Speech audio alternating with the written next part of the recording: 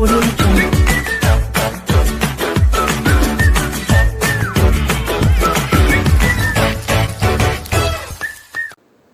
Friends. இன்றைக்கி நம்ம பார்க்க போகிறது ஃப்ரெஞ்ச் ஃப்ரைஸ். அதுக்கு உருளைக்கிழங்கு தோல் சீவி எடுத்துக்கணும். உங்களுக்கு எத்தனை உருளைக்கிழங்கு தேவைப்படுதோ அத்தனை உருளைக்கிழங்கு தோல் சீவி இந்த மாதிரி எடுத்து வச்சுக்கோங்க. நம்ம உருளைக்கிழங்கை நீட்டாக கட் பண்ண போகிறோம். அதுக்கு உருளைக்கிழங்கு மேலேயும் கீழேயும் இந்த மாதிரி கட் பண்ணி எடுத்துக்கோங்க. நம்ம உருளைக்கிழங்கை நீட்டாக கட் பண்ணும்போது கொஞ்சம் மொத்தமாக கட் பண்ணுங்கள்.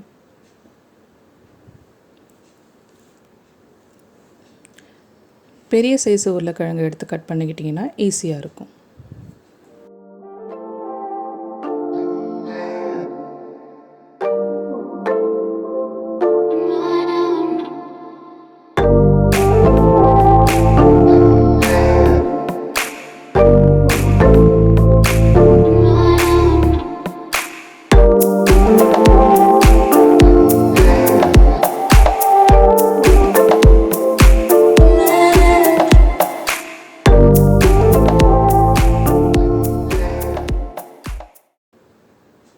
பாருங்கள், இந்த மாதிரி ஷேப் வர வரைக்கும் நல்லா கட் பண்ணிக்கோங்க. பாருங்கள் எவ்வளோ சூப்பராக இருக்குது ஷேப்பு.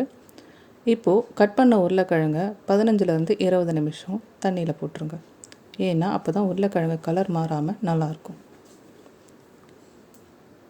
இப்போ தண்ணியில் போட்ட அந்த உருளைக்கிழங்கை சுட தண்ணி எடுத்துக்கிட்டு அதில் 1 ஸ்பூன் அளவு உப்பு சேர்த்து கலக்கிட்டு அந்த தண்ணியில் அந்த உருளைக்கிழங்கை போட்டு கொஞ்சம் நேரம் ஊற வச்சுருங்க. அப்போ தான் அந்த உருளைக்கிழங்கு கொஞ்சம் அதில் நல்லா வெந்துடும். அந்த 5லேருந்து 10 நிமிஷத்துக்குள்ளே.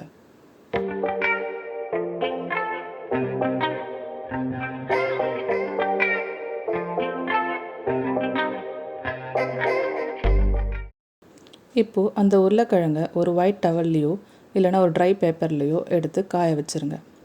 ஒரு 15 நிமிஷம் போல் இதை நல்லா காய வச்சுருங்க.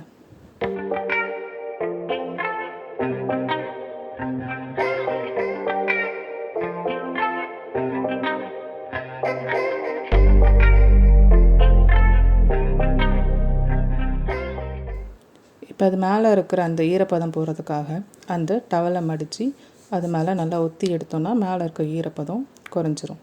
சீக்கிரமாக உருளைக்கிழங்கு காஞ்சிரும். இப்போ பாருங்கள், உருளைக்கிழங்கு நல்லா காஞ்சிருச்சு. இப்போ இதை 2 வாட்டி ஃப்ரை பண்ண போகிறோம்.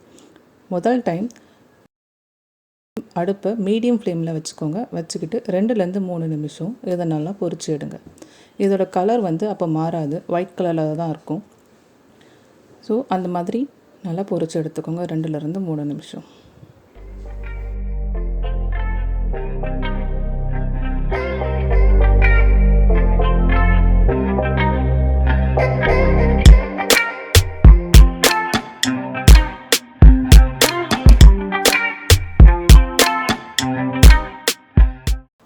இப்போ பாருங்கள், 2லேருந்து 3 நிமிஷம் ஆயிடுச்சு. ஸோ இந்த அளவுக்கு பொரிச்சு எடுத்துக்கிட்டால் போதும்.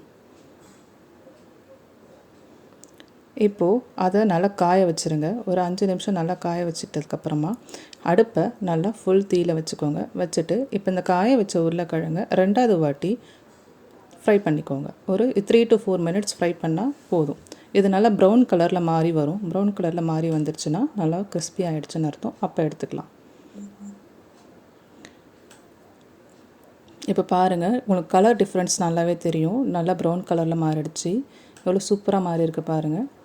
இப்போ இந்த பதத்தில் எடுத்துக்கிட்டால் போதும். இதே மாதிரி எல்லா உருளைக்கிழங்கையும் பொரிச்சு எடுத்துக்கோங்க. இப்போது அந்த உருளைக்கிழங்குக்கு தேவையான அளவு உப்பையும் அது கூடவே மல்லித்தூளையும் சேர்த்து மிக்ஸ் பண்ணிக்கோங்க.